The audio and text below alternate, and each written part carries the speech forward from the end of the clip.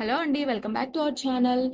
నేను ఇప్పుడైతే వీడియోలో అమ్మ ఒడి తల్లికి వందనం అనేది ఎవరెవరికి ఇంకా పడలేదు, ఎవరెవరికి ఎలిజిబుల్ లిస్ట్ లో పేరున్నా కూడా రాలేదు, గ్రీవియన్స్ కి ఎలా అప్లై చేసుకోవాలి, అసలు లాస్ట్ డేట్ ఏంటి, ఎప్పుడు ఆర్జీలు పెట్టుకోవాలి, ఆర్జీల వెరిఫికేషన్ ఏంటి, ఇంటర్వ్యూ విద్యార్థులకు కూడా ఇంకా రావాల్సి ఉంది, అది ఎప్పుడు వస్తుంది అని అనేది నేను ఈ పూర్తి వివరం అనేది ఈ వీడియోలో చెప్తాను. వీడియో ఎక్కడా స్కిప్ చేయకుండా పూర్తిగా చూడండి. అండ్ ఇంకా ఎవరైతే ఛానల్ ని సబ్స్క్రైబ్ చేసుకోలేదో ప్లీజ్ సబ్స్క్రైబ్ చేసుకోండి.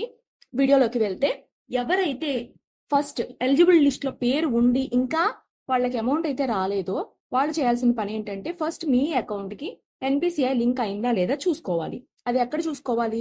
మనం బ్యాంక్ దగ్గరికి వెళ్తే బ్యాంక్ లో మనం ఇలా అమ్మఒడి రాలేదండి, మాకు ఎన్పిసిఐ లింక్ అయిందా లేదా ఒకసారి చెక్ చేయమంటే వాళ్ళు చెక్ చేసి చెప్తారు. దానికి మీరు ఏమేమి తీసుకెళ్ళాలి? ఆధార్, మీ బ్యాంక్ అకౌంట్ తీసుకెళ్ళాలి. అక్కడికి వెళ్ళి అవి ప్రూఫ్ చూపించి లింక్ చేయమంటే, ఒకవేళ లింక్ అవ్వకపోతే వాళ్ళు లింక్ చేస్తారు. సపోజ్ లింక్ అయ్యింది, ఇంకా మాకు అమౌంట్ రాలేదు అని అంటే, లింక్ అయితే కనుక ఖచ్చితంగా ఒక 2-3 రోజులలో అయితే అమౌంట్ పడిపోతాయి. ఒక 1 డే ఆలస్యం అయినా కూడా అమౌంట్ అనేది ఖచ్చితంగా వస్తాయి. సెకండ్ వచ్చేసి, ఎలిజిబుల్ లిస్ట్ లో మీ పేరు లేదు, నాన్ ఎలిజిబుల్ లిస్ట్ లో పేరు వచ్చింది అంటే, అప్పుడు నాన్ ఎలిజిబుల్ లిస్ట్ ఎక్కడ చెక్ చేసుకుంటాం మనం? మన దగ్గరలో అంటే మన పరిధిలో ఉన్న సచివాలయానికి వెళ్ళి నాన్ ఎలిజిబుల్ లిస్ట్ లో మన పేరు వచ్చిందని చూసుకొని, ఎందుకు వచ్చిందనే రీజన్ అక్కడ స్టాఫ్ ని అడిగితే వాళ్ళు ఎవరైనా చెప్తారు దేనికి వచ్చిందని. సో ఫర్ సపోజ్ ఇప్పుడు ఒక కరెంట్ బిల్ ఎక్కువ రావడం వల్ల వచ్చిందా, లేదు అని అంటే ఇంతకు ముందు ఒక 4 years బ్యాక్ అలా ఇన్కమ్ ట్యాక్స్ రిటర్న్స్ ఫైల్ చేసుకున్న వాళ్ళకి ప్రజెంట్ ఆగిపోతున్నాయి, వాళ్ళకి కూడా రావట్లేదు, అలా ఆ పర్పస్ వల్ల వచ్చిందా అనేది వాళ్ళు వివరం చెప్తారు. ఆ వివరం చెప్పిన తర్వాత మనము దానికి సంబంధించిన డాక్యుమెంట్స్ అనేవి రెడీ చేసుకోవాలి. ఫర్ సపోజ్ ఇప్పుడు ఇన్కమ్ ట్యాక్స్ రిటర్నే ఉంది, మీరు 4 years బ్యాక్ ఏదో సమ్ అవసరం ఉండి వేయించుకున్నారు, ఇప్పుడైతే మీకు అవసరం లేదు, సో మీరు వేయించుకోవట్లేదు, మీరు ఆ ప్రూఫ్ అంటే మీరు ఏదైతే వేయించుకోవట్లేదు అని అనేది ఉందో ఆ లెటర్ అనేది లెటర్ ప్యాడ్ మీద రెడీ చేసుకొని అది తీసుకెళ్ళి మీరు సబ్మిట్ చేయాల్సి వస్తుంది. దేంతో? మీరు మీ ఆధార్, చైల్డ్ బయోడేటా, సచివాలయం వాళ్ళది తల్లికి వందనం గ్రీవియస్ అప్లికేషన్ ఫామ్ ఒకటి, దానికి సంబంధించి మీరు అటాచ్ చేయాల్సిన డాక్యుమెంట్స్ ఏమో ఆధార్, చైల్డ్ ఇన్ఫర్మేషన్, పూర్తి ఇన్ఫర్మేషన్ యాడ్ చేయాలి. ఇంకా మీరు ఏదైతే పెట్టాలనుకుంటున్నారో దానికి సంబంధించిన ఫామ్స్, ఇప్పుడు ఇన్కమ్ ట్యాక్స్ ప్రూఫ్ కి అయితే మనం ఏ లెటర్ అయితే పెట్టాలనుకుంటున్నాం ఆ లెటర్ యాడ్ చేసుకోవాలి. ఎవరికైతే ఒకవేళ ఈ లెటర్ ఎలా ఎక్కడ చేయించాలి ఏంటి తెలియదు అని అనుకుంటే మాత్రం నన్ను కాంటాక్ట్ అవ్వండి, నేనైతే దాని గురించి వివరం చెప్తాను, చేపిస్తాను. నెక్స్ట్ వచ్చేసి, అసలు మనం ఎప్పుడెప్పుడు ఆర్జీలు పెట్టుకోవాలి ఏంటి అనేది డేట్స్ అయితే ఇప్పుడు నేను చెప్తాను. జూన్ 16వ తారీఖు నుంచి 20వ తారీఖు వరకు ఆర్జీలు పెట్టుకోవడానికి మనకి ఛాన్స్ అయితే ఉంటుంది.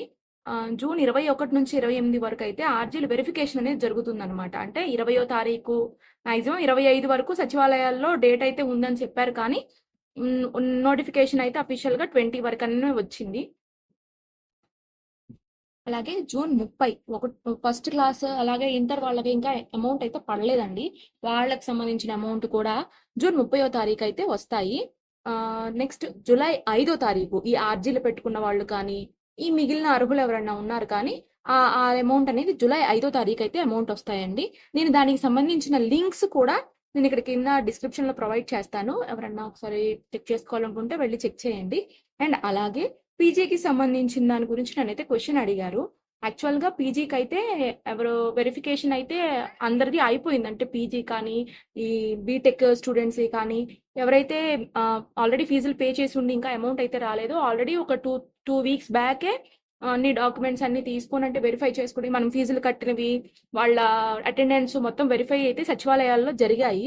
అలా జరిగి ఇంకా అమౌంట్ పడని వాళ్ళకైతే ఖచ్చితంగా అమౌంట్ వస్తాయండి. ఇంకా అయితే పీజీ వాళ్ళకి అమౌంట్ ఇంకా వదలలేదు, వాళ్ళకి 3 నెలలకు ఒకసారి 3 విడతలుగా అయితే అమౌంట్ అనేది వస్తాయి. మామూలుగా సర్వే ప్రకారం అయితే కాలేజ్ వాళ్ళకి అమౌంట్ పడతాయి, పేరెంట్స్ కి అయితే పడవు అని నన్ను ఒక మాట అన్నారు. బట్ ఎంతవరకు నిజం అనేది ఇంకా క్లారిటీ అయితే రాలేదు. సో అమౌంట్ అయితే ఇంకా ఎవరికైనా రాలేదు అని అంటే మాత్రం ఖచ్చితంగా వస్తాయి, వెయిట్ చేయండి.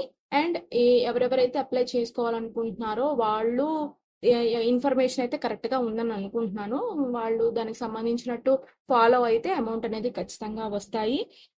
ఇలాంటి వీడియోస్ కోసం, ఇంకొన్ని అప్డేట్స్ కోసం మన ఛానల్ ని ఫాలో చేయండి.